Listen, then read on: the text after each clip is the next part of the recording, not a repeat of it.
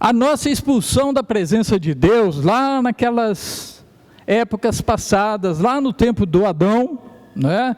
Desde que houve a nossa expulsão da presença dele, o que eu percebo é isso, que nós precisamos obedecer a Deus, porque lá houve uma desobediência, não é?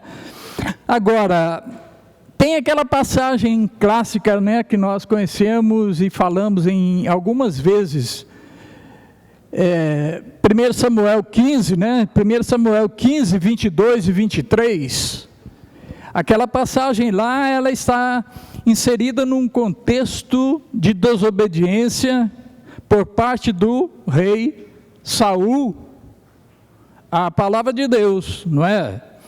Então, ali está clara a explicação que o Senhor tem mais prazer em ser obedecido do que nas formalidades daqueles sacrifícios. Deus tem mais prazer em ser obedecido pelo seu povo do que nas várias formalidades que se encontram em todos os sistemas religiosos. A obediência é o que ele mais se agrada. O Samuel, ele fala, ele expõe ali, com muita clareza, o que o Saul fez. Então, o Samuel, ele coloca ali diante do Saul, e ele faz isso com uma pergunta para o Saul. E essa pergunta encaixa muito bem na nossa vida, no nosso sistema, na nossa maneira de ser diante de Deus. Somos ou não somos obedientes a Ele? Então, quando Saul desobedeceu a Deus e fez o que ele quis, Deus levantou o profeta Samuel e mandou lá para ele. E ele faz essa pergunta: acaso tem o Senhor tanto prazer em holocaustos e sacrifícios, quanto em que se obedeça a sua palavra? A obediência é melhor do que o sacrifício, e a submissão é melhor do que a gordura de carneiros. Pois a rebeldia, veja bem, a rebeldia é como o pecado de feitiçaria. Essa frase faz a gente pensar um pouco, faz a gente parar para analisar o que o profeta está dizendo para aquele guia, para aquele líder da nação israelita. A rebeldia é como o pecado de feitiçaria. Deus fala uma determinada coisa, e nós fazemos o que nós queremos. Nós estamos nos rebelando diante de Deus. Então, para Deus, essa comparação que é feita aqui, a rebeldia como o pecado de feitiçaria, quando nós nos rebelamos diante daquilo que Deus falou para nós, é a mesma coisa de nós estarmos praticando feitiçaria. Coisas que Deus abomina, coisas abomináveis a Deus, não é? A rebeldia, a desobediência é como o pecado da feitiçaria. Quem não faz aquilo que Deus quer é como se estivesse praticando feitiçaria. E a arrogância é como o mal da idolatria. A arrogância também se encaixa nisso que Deus está falando. Se Ele diz uma coisa e eu faço outra, eu sou arrogante diante daquilo que Ele está falando. Eu quero ser superior ao que Ele falou. Isso é arrogância. Não é? Alguém aqui, não aqui entre vocês, mas já teve alguém aqui que me chamou de arrogante. Não sou, né? Nem rico eu sou, né? Aqui entre nós, no mundo, para ser arrogante, a pessoa tem que pelo menos ser rica, né? Eu não sou, então, a arrogância é como um mal de idolatria. A pessoa que desobedece a Deus, ela arroga para si mesma, aquilo, acima daquilo que Deus falou. Então, se torna um ídolo, se torna como uma pessoa de grande aparência, uma pessoa de grande notoriedade. Isso é idolatria, não é? Então a arrogância é como um mal de idolatria. Ô, irmãos, o profeta Samuel falou isso para o Saul, porque o Saul desobedeceu o que Deus falou com ele. Ele fez o que ele quis fazer. Então, por causa da desobediência de um só homem, voltando lá no paraíso, voltando lá no início. Não, agora não. Por causa da desobediência de um só homem, o pai Adão, lá no início, né?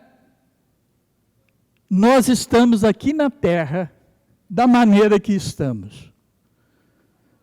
Por causa da desobediência dele, nós estamos aqui nessa situação. E a situação é aquela de Gênesis 3:23. Vocês lembram lá em 3:23? Nós fomos expulsos da presença de Deus, nós fomos expulsos do paraíso com um objetivo. Alguém leu aí, já encontrou aí o que está escrito lá? Nós fomos expulsos para lavrar a terra, cultivar a terra de onde nós fomos tomados. Tem algum agricultor aqui? Ninguém aqui, tem gente aqui que não sabe nem plantar um pé de tomate, não é? Então, o que nós queremos ver aqui, mostrar que nós fomos expulsos, e nós estamos aqui para cultivar a terra. Nós estamos aqui para ser os cultivadores da terra de onde nós fomos tomados. Cultivar a terra. Né? E lá na versão de NVI, fala dessa forma. E Almeida Revista e Atualizada fala lavrar a terra. Ser lavrador. Ser uma pessoa que cuida da terra de onde foi tomada. Então, escreveu o apóstolo Paulo certa vez para os romanos, e o apóstolo Paulo escreveu dessa forma, em Romanos capítulo 5, versículo 19. Assim como por meio de desobediência de um só homem, o que acontece? Muitos foram feitos pecadores, por causa da desobediência de um só homem, muitos foram feitos pecadores. Assim também, diz a palavra de Deus, assim também, por meio da obediência de um único homem, muitos serão justos. A Bíblia diz, irmãos, a Bíblia diz que não há salvação em nenhum outro nome. E já que nós estamos falando na importância de um nome, nós estamos falando na importância do nome de Jesus Cristo, na importância do nome que nós carregamos como igreja de Jesus Cristo, nós temos que observar isso aqui, quando aqueles apóstolos dizem diante do Sinédrio, não há salvação em nenhum outro, pois debaixo do céu não há nenhum outro nome debaixo do céu não há nenhum outro nome dado aos homens pelo qual nós devamos ser salvos. Isso está em Atos capítulo 4, versículo 12. Atos 4, 12. E antes, em Atos capítulo 2, versículo 38, a resposta que o apóstolo Pedro deu à pergunta que aqueles homens fizeram lá naquele dia de Pentecoste. Arrependam-se, e cada um de vocês seja batizado em nome de Jesus Cristo, para perdão dos seus pecados, e receberão o dom do Espírito Santo. É na igreja que nós aprendemos isso. Perdão de pecados é na igreja que nós aprendemos isso. Receber o dom do Espírito Santo, a ajuda dele para aprendermos a vontade de Deus. É na igreja que nós aprendemos isso. É na nossa reunião aqui. É na Assembleia dos Santos que nós aprendemos isso. São muitas as passagens, irmãos, e nós sabemos disso, que informam sobre o poder e o significado que há em um nome. E nós carregamos o nome Igreja de Cristo. Nos tempos bíblicos, sempre houve muito significado em um nome. O nome, ele carrega em si um significado. Como nós lemos no início, o nome de Jesus, Salvador. Ele vai salvar o seu povo dos pecados deles. Mais precisamente, no nome de Jesus Cristo, é que nós nos detectamos. O nosso Salvador. E como nós lemos nessa passagem acima, nós somos batizados, mergulhados, imersos no nome de Jesus Cristo. Nós vimos a passagem acima. E o apóstolo Paulo, quando ele foi levantado por Deus, lá está escrito que ele foi levantado para levar o nome do Senhor Jesus perante as autoridades, perante os gentios, perante os governadores e reis. Atos 9, 15. Atos capítulo 9, versículo 15. Mas o Senhor disse a Ananias. Ananias tinha resistido, né? Deus apareceu para Ananias e falou com ele para ir lá. Deu o endereço onde o Paulo estava para ele ir lá. Mas aí o Ananias falou: Senhor, esse cara aí está matando a gente.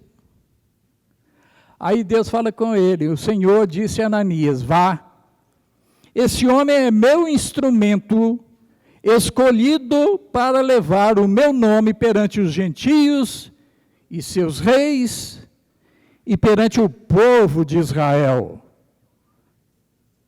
Então, irmãos, há significado sim, em nomes por toda a Bíblia. Como, por exemplo, eu escolhi apenas alguns para falar aqui. Abraão, pai de uma multidão. Sara, princesa. Judá significa louvor.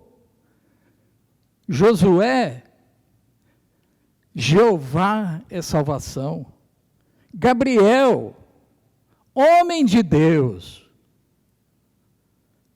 Quando nascer um menino, o pai põe o nome, esse vai ser o Gabriel, esse vai ser um homem de Deus, esse vai ser Gabriel. Naqueles tempos, os nomes significavam isso. Rafael, Deus curou, ou Deus cura. Não é? Miguel, quem é como Deus? É uma interrogação no hebraico antigo. Miguel é. Quem é como Deus? E Misael? Misael é quem é igual a Deus? São nomes na forma interrogativa que nós encontramos pela Bíblia. Uriel faz parte de... Quando a gente faz um estudo sobre os anjos, a Bíblia não fala do Uriel, não. Mas os estudos, as tradições que falam sobre os anjos, falam do Uriel. Ele fazia parte de uma hostes angelicais, né? Uriel significa Deus é luz. Gamaliel, quando o pai viu aquele menino lá, falou, esse menino vai ser a recompensa de Deus. E por isso ele chamou Gamaliel. Quem é o Gamaliel? Gamaliel foi o professor do apóstolo Paulo. Não é? É a recompensa de Deus. Então, irmãos, o que eu quero dizer com isso é que todos os nomes próprios na Bíblia têm significado. Não é? Em nossos dias não é assim, que nós escolhemos os nomes, né, para os nossos filhos. A gente não olha o significado de nome, né? A maioria dos nossos filhos, nós encontramos vários motivos para isso, não é mesmo? Nós escolhemos algum nome porque nós achamos bonito, né? Quando eu escolhi o nome para a Ana, é porque eu sempre gostei muito do nome Ana. Agora, o significado dela, eu não fui atrás dele, não. Eu achei bonito, Ana. Aí a Terezinha quis completar. Não, mas tem que ser nome duplo. Aí nós ficamos escolhendo qual o nome que ia encaixar ali com Ana. E ela falou assim, não pode ser nem nome da minha mãe, nem nome da sua mãe. Ih, danou. Então, depois de uns 2 dias de... Porque a gente, no tempo em que a Ana nasceu, não tinha essa de fazer, como é que chama isso? Ultrassom, para ver se é menino ou menina, não. A gente ficava na expectativa do que Deus mandasse, né? E depois que nasce é que você vai ver, é homem, então você vai escolher o nome, José. É mulher, não, então você vai chamar Maria, né? Então, quando nós vimos que era uma menina sadia, e a gente agradeceu a Deus do nosso jeito, porque a gente ainda não era da igreja, não é? Não pertencíamos ainda à Assembleia do Povo de Deus, então nós ficamos alguns dias para escolher o segundo nome. O primeiro tinha que ser Ana, porque eu falei que tinha que ser Ana. Eu gosto do nome Ana, né? Então ficamos atrás do nome até que um belo dia nós encontramos Cláudia. Então ficou Ana Cláudia, né? Da mesma forma foi com o Felipe, né? Agora você veja, Felipe, lá na minha terra tinha um varredor de rua que chamava Felipe. Eu achava esse nome bonito. Quer dizer que se eu fosse pela profissão do cara, ele era varredor de rua. Mas é porque eu achei o nome dele bonito, né? Então ele vai ser Felipe. Aí vem aquela briga. E o segundo nome? Porque tem que ser nome duplo. Aí nós ficamos, até que encontramos Otávio, Felipe Otávio. Da mesma maneira foi com o Rafael, né? Rafael, eu achava muito bonito, acho muito bonito o nome Rafael também. Mas e o segundo nome? Aí nós tivemos alguns dias, né, para a gente chegar até Gustavo, Rafael Gustavo, né? Então, assim foi a escolha dos nomes para nossos filhos. Mas na Bíblia, quando o pai ou a mãe via o filho, ele pensava no que aquele menino, aquela menina seria. Então colocava o nome que fosse de acordo com a ideia dele para que aquele menino fosse, ou que aquela menina desenvolvesse e servisse a Deus, né? E tem um outro meio também, um outro modo que nós escolhemos nomes para os nossos filhos, é segundo a tradição de família ou segundo a tradição de religião, não é? Por exemplo, eu chamo José, porque lá na minha terra, o padroeiro da cidade é o São José. Na cidade vizinha lá, que é Cipotânia, você chegar lá no alto da cidade assim, e gritar, ô Caetano, aparece um monte. Porque lá o padroeiro da cidade é o São Caetano, né? Então, tem essas coisas também de tradições familiares, religiosas. Mas no nosso caso, que carregamos o nome de Jesus Cristo conosco, nós somos a igreja de Jesus Cristo. Nós encontramos, nós precisamos, nós devemos arcar com esse nome, o que ele traz em si: salvação, Salvador, Jesus Cristo. Nós somos a igreja da salvação. Nós somos a igreja daquele que veio para salvar. Nós temos que parar e pensar no significado desse nome. Eu ainda não encontrei alguém que chamasse Hitler, além daquele ditador alemão. Em nossos dias não tem, eu não vi. Judas, não vi que nem alguém que tenha esse nome, Judas. Jezabel, ainda não vi uma outra mulher, além daquela lá da Bíblia, que chamasse Jezabel. Não é? Caifás, não vi. Não é? Agora, por que eu estou dizendo isso?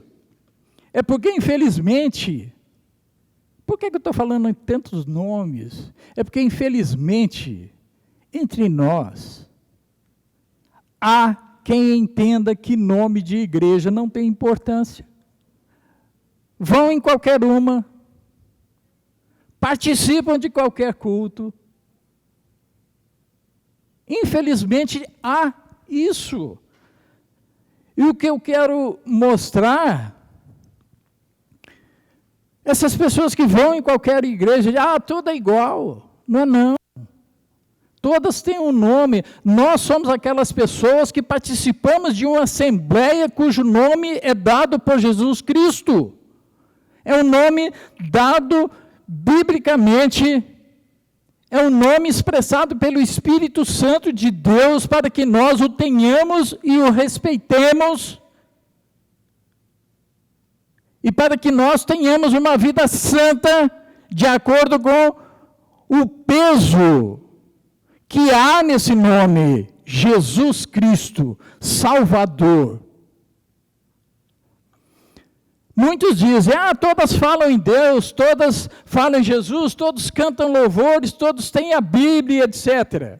Sim, mas só que cada uma dessas denominações usam a Bíblia, cada uma usa a Bíblia e fala em Deus com objetivos diferentes. Objetivos fora do propósito de Deus. Falam de acordo com os interesses individuais dos seus organizadores. Arrumam nomes sugestivos. Nomes que despertam a curiosidade das pessoas e passam a frequentar as suas organizações. Nomes que influenciam pessoas aos objetivos e motivos dos seus organizadores. Deus nos quer com Ele. Deus quer com Ele um povo para ser o seu tesouro peculiar, o seu tesouro particular. Deus quer um povo assim para si.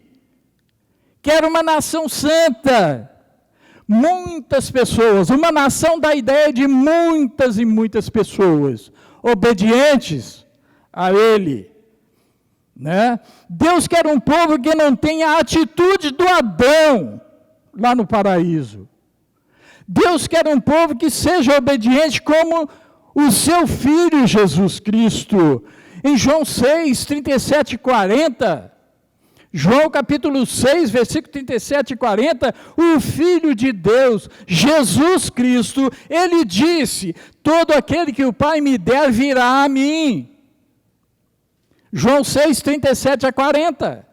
E quem vier a mim, eu jamais o rejeitarei.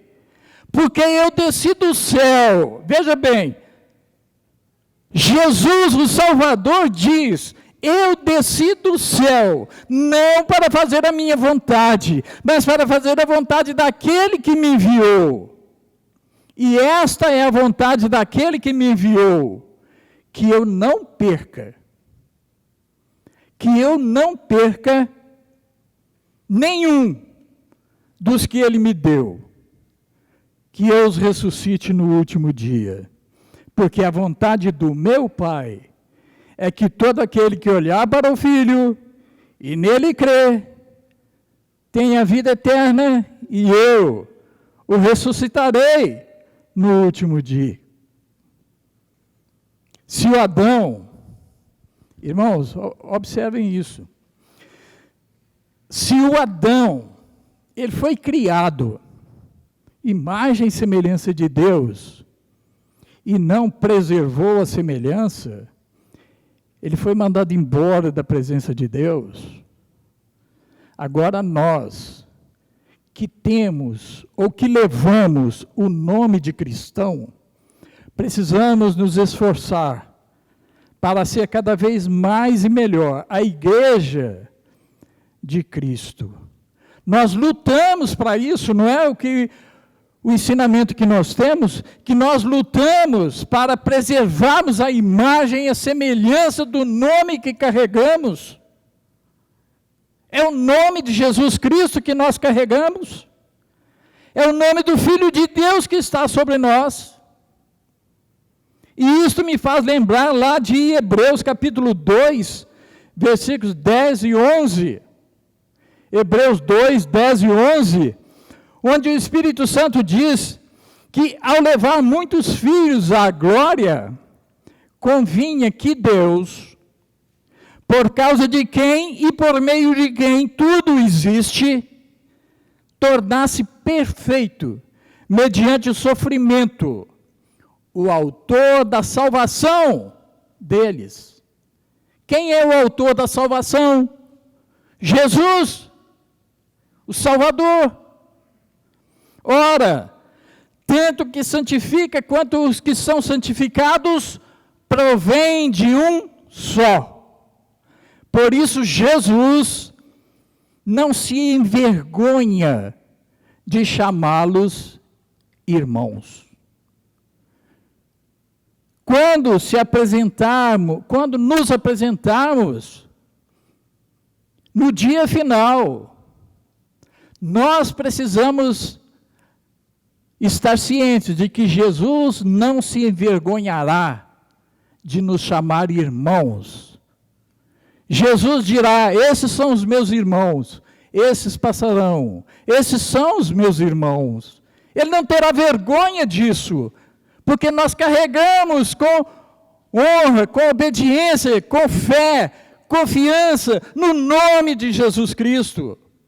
E quando nós dizemos que nós somos da igreja de Cristo, a igreja de Jesus Cristo, é porque nós temos que ser a igreja que carrega a salvação, a igreja que mostra a salvação, a igreja que mostra que Jesus, do qual nós tomamos o nome, veio para salvar.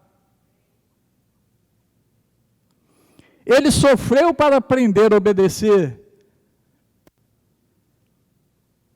Hebreus também fala isso para nós. O Espírito Santo inspirou lá em Hebreus capítulo 5, versículos 7 e 9.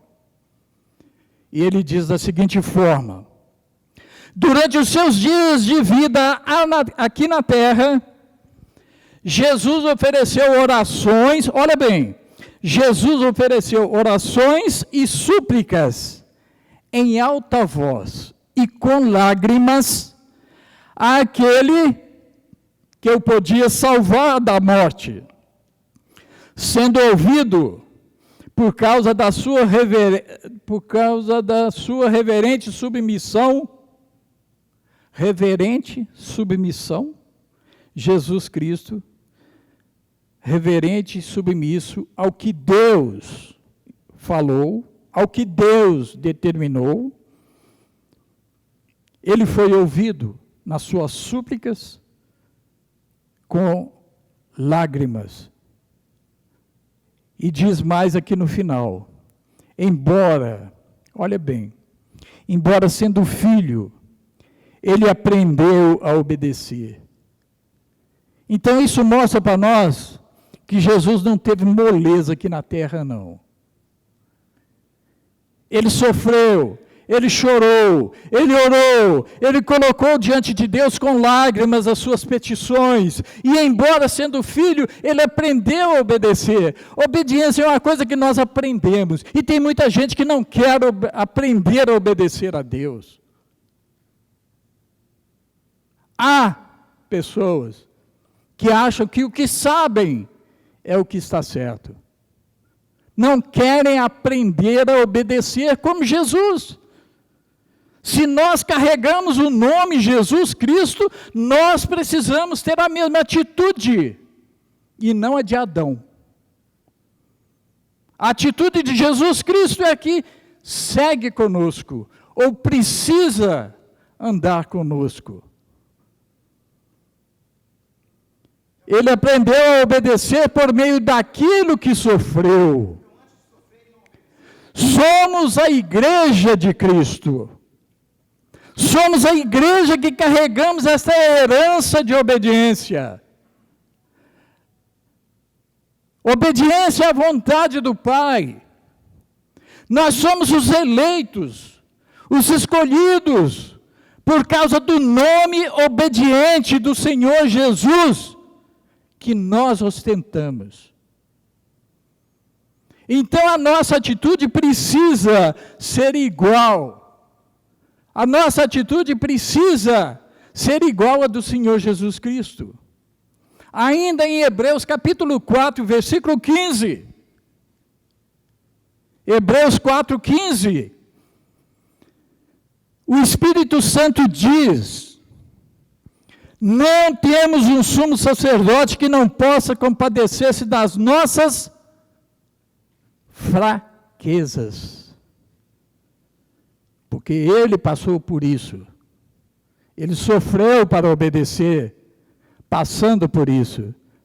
Então, por isso, ele pode compadecer-se das nossas fraquezas, mas sim, alguém que como nós, Jesus, alguém que como nós, passou por todo tipo de tentação, porém, sem pecado.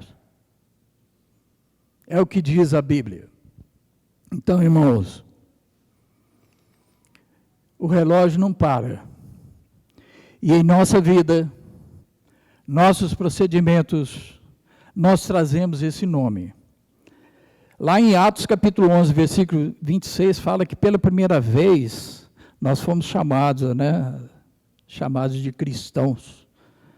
Nós lutamos duramente para honrarmos o nome da igreja que Jesus Cristo veio edificar. Nós lutamos para isso. Muitas são as coisas que nos rodeiam, que tentam nos tirar dessa verdade, tentam nos tirar desse caminho. Eu gosto quando fala que nós somos o caminho, porque é o que Jesus falou, né? Eu sou o caminho, a verdade, a vida. Se nós somos o corpo de Jesus, nós somos o caminho, nós somos a verdade. Nós somos a vida. Nós carregamos isso. Não é? O nome de Jesus significa salvação, salvador, e consequentemente, é o nome que nós temos. Nosso nome é também salvação.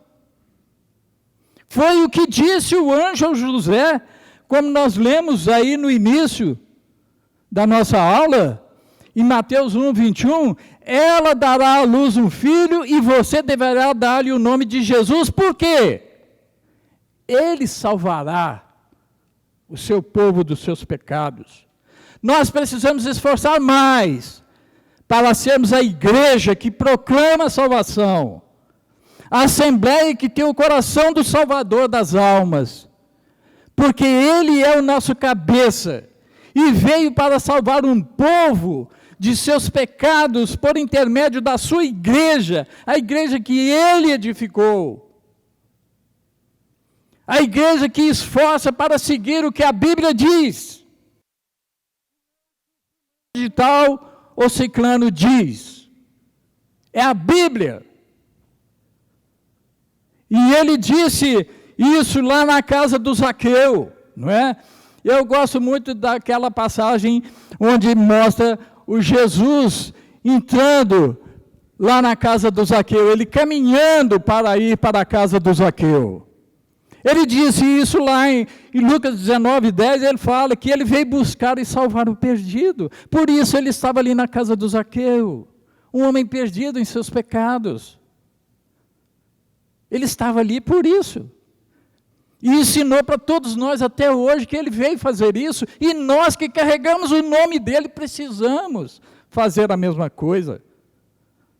As pessoas que estão perdidas em seus pecados, em pecados todas estão em situação de morte. Em pecado nós estamos destituídos da glória de Deus. Não foi o que o apóstolo Paulo escreveu para os romanos? Romanos 3, 23, né? Todos pecaram, estão destituídos da glória de Deus. Ainda não vi, ainda não conheço uma denominação com nome e interesse humano que trabalhe com este objetivo, salvar almas. Ainda não vi. Buscar e salvar perdidos. Eu ainda não vi. Eu já encontrei, de curiosidade, eu cliquei lá na internet, nomes extravagantes de igrejas. E eu encontrei uma lista com mais de 200 nomes. E cada um mais horrível que o outro. E eu quero dizer aqui que eu encontrei Igreja Porta Aberta, Montanha de Fogo, não riam, por favor, Cuspe de Jesus, Coice no Capeta, Oração Moderada, Coração Reciclado, Bola de Neve, 180 graus e etc. O que chama a atenção para todos nós que observarmos isso, é que elas têm o nome Batista, Pentecostal e Assembleia. Irmãos, somos chamados cristãos e discípulos de Jesus Cristo. Em 1 Coríntios 12, 27, nós somos chamados de corpo de Cristo. Em 1 Timóteo 3,15, nós somos casa de Deus. 1 Coríntios 1, 2, Atos 20, 28, nós somos igreja de Deus. Jesus disse que muitos viriam em seu nome dizendo-se Cristo, e enganariam a muitos. Mateus 24, versículo 5. É o contexto do fim. Muitos viriam em seu nome e enganariam a muitos. O contexto que ele fala isso é sobre o fim dos tempos. E eu falo isso no contexto do fim da aula.